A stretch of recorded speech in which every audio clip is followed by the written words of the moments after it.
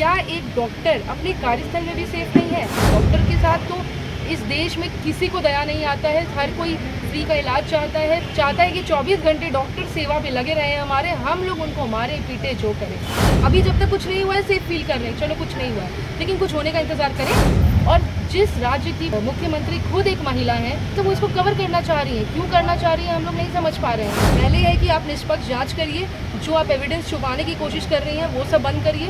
ऐसा सजा हो कि अगली बार कोई दूसरा व्यक्ति ये करने के पहले उसका रूह कांप जाए। जाहिर सी बात है कि 2000-3000 लोग एक साथ रात के 1:30 बजे अगर कलेक्ट हो रहे हैं तो किसी ने तो आग लगाई है, किसी ने उनको उकसाया है ऐसा करने के लिए। 8-9 तारीख के आधी रात को आरजीकर मेडिकल कॉलेज के अंदर जो भी हुआ और उसके बाद वहाँ की पुलिस और वहाँ की सरकार ने इस मामले को जैसे दबाने की कोशिश की, आज पूरे देश में ना ही डॉक्टर्स बल्कि जनता में भी इसको लेकर आक्रोश है।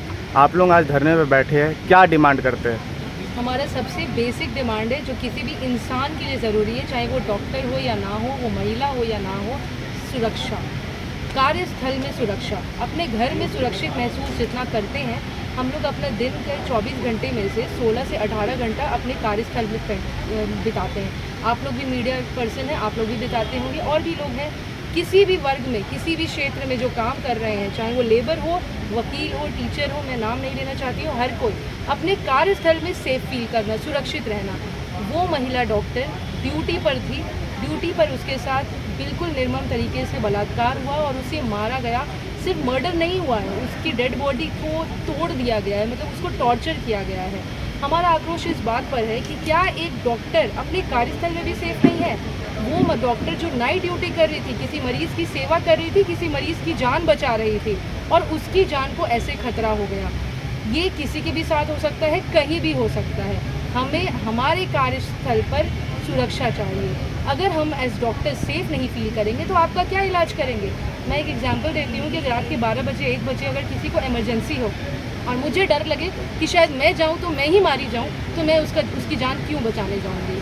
सीधी सी बात है, हर किसी के घर में माँ है, बेटी है, बहन है, बहू है, सब कोई है।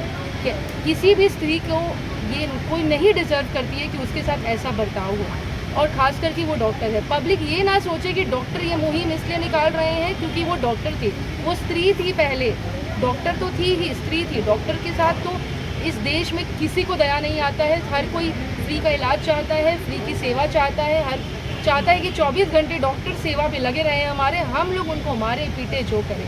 लेकिन वो एक औरत थी, एक लड़की थी, वो ड्यूटी पर थी, काम कर रही थी और उसके साथ ऐसा हुआ।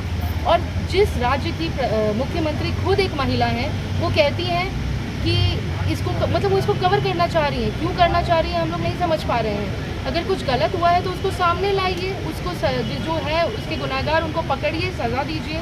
आप इसको ये बोलकर दबा देंगी कि ये डॉक्टर्स की अपनी पर्सनल प्रॉब्लम है, तो ये बिल्कुल कोई पर्सनल प्रॉब्लम नहीं है। ये सिर्फ उस एक लड़की की बात नहीं है। उसको जाना था, वो चली गई, उसको जो सहना था, उसके पेरेंट्स को, परिवार को जो सहना था, वो लोग सह चुके हैं। बट आगे किसी के साथ ना हो, इसके लिए ये मुहिम है।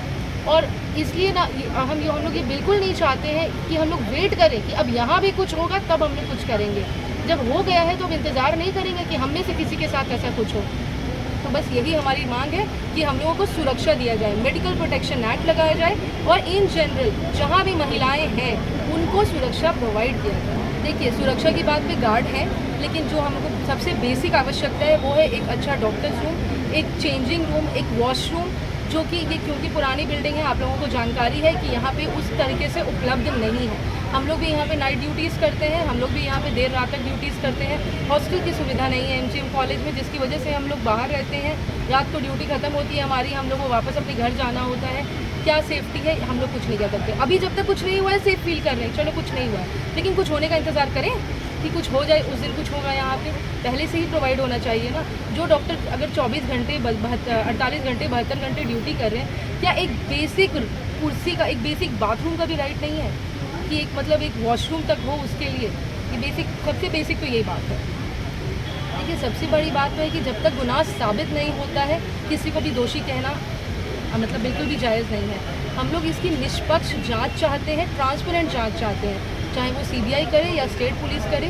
पहले निष्पक्ष जांच हो, उसको किस तरह की इस ऐसी जघन्य अपराध की मृत्यु दंड के अलावा तो कोई और सज़ा नहीं हो सकता है। ऐसा सज़ा हो कि अगली बार कोई दूसरा व्यक्ति ये करने के पहले उसका रूह काँप जाए। जब वो सोचे भी ना कि किसी लड़की को, किसी डॉक्टर को छुए, तो उसको याद रहे कि मेरे साथ भी ऐसा हो सकता है। तो वैसे तो हम लोग जाएंगे तो ग्रंथ के हिसाब से और दूसरी कम्युनिटीज़ के हिसाब से बहुत सज़ा निकाल सकते हैं। कास्ट्रेशन एक सज़ा होता है, फांसी की सज़ा होती है, इलेक्ट्रिक शॉक की सज़ा होती है।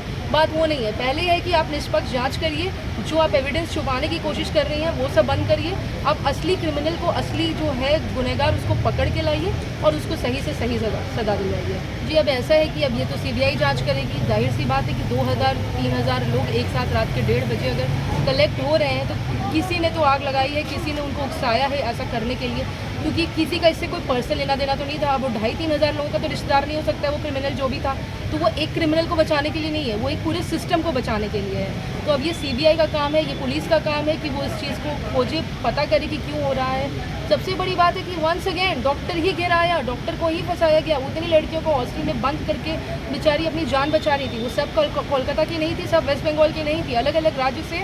वो बहुत नामी मेडिकल कॉलेज है, लोग वहाँ पे पढ़ने के लिए गए हुए थे और प्रोटेस्ट कर रहे थे और बहुत शांतिपूर्ण प्रोटेस्ट कर रहे थे। सबसे बड़ी बात ऐसा नहीं है कि डॉक्टर्स कुछ तोड़फोड़ कर रहे थे या कुछ परेशानी कर रहे थे या कुछ प्रॉपर्टी, सरकारी प्रॉपर्टी को नुकसान पहुँचा रहे थे। 1000-2000 के नंबर्स में अगर लोग घुसे हैं तो ये सरकार की रिस्पॉन्सिबिलिटी है कि वो जवाब दे कि ये लोग कौन थे, कहाँ से आए थे, ये सब इंडियन थे कि कहाँ से आए थे, क्या करने आए थे। क्योंकि जनरल पब्लिक ऐसे नहीं एजिटेशन दिखाती है बिना मतलब का। तो ये तो अब गवर्नमेंट का काम है हमारा।